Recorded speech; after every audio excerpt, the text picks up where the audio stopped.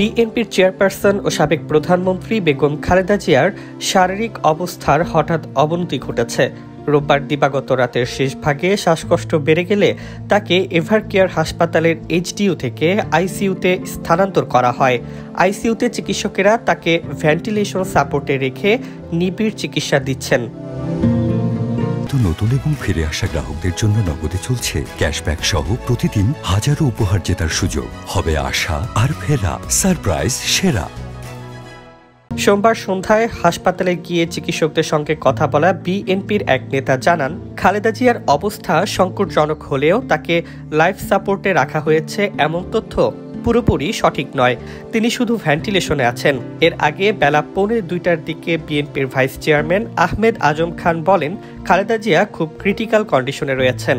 তিনি জানান, রোববার রাত থেকেই তার অবস্থার গুরুতর অবনতি হতে থাকে। খালেদা জিয়া গত বুধবার থেকে প্রায় সারাহীন ছিলেন। 3 দিন পর শনিবার সামান্য কথা বললেও তার সামগ্রিক শারীরিক সংকট কাটেনি। চিকিৎসকেরা জানান, কিডনির কার্যক্ষমতা স্থিতিশীল না হলে সুস্থতার সম্ভাবনা জটিল হয়ে উঠছে। এদিকে তার চিকিৎসায় সহায়তা দিতে চীন থেকে 5 সদস্যের বিশেষজ্ঞ চিকিৎসক দল সোমবার সন্ধ্যায় এভারকেয়ার হাসপাতালে পৌঁছায়। খালেদা জিয়ার ব্যক্তিগত চিকিৎসক ডাক্তার আল মামুন জানান, মূল চীনা বিশেষজ্ঞ টিম আজ মঙ্গলবার দেশে আসবেন। বর্তমানে দেশি বিশেষজ্ঞ, যুক্তরাষ্ট্রের জনস হপকিনসন হাসপাতাল এবং লন্ডনের বিশেষজ্ঞদের সমন্বয়ে গঠিত মেডিকেল বোর্ডের অধীনে তার চিকিৎসা চলছে।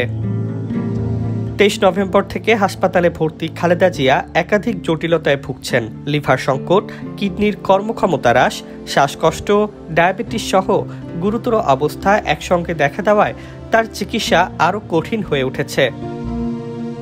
এর মধ্যে খালেদা জিয়ার শারীরিক অবস্থার খবর নিয়ে বিভ্রান্তি ছড়ানোর অভিযোগ করেছে বিএনপি।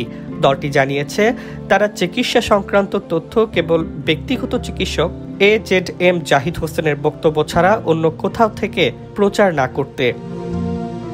বেগম খালেদা জিয়ার সুস্থতা কামনায় সোমবারও দেশজুড়ে বিএনপির বিভিন্ন অঙ্গ সংগঠন দোয়া ও বিশেষ মোনাজাতের আয়োজন করে।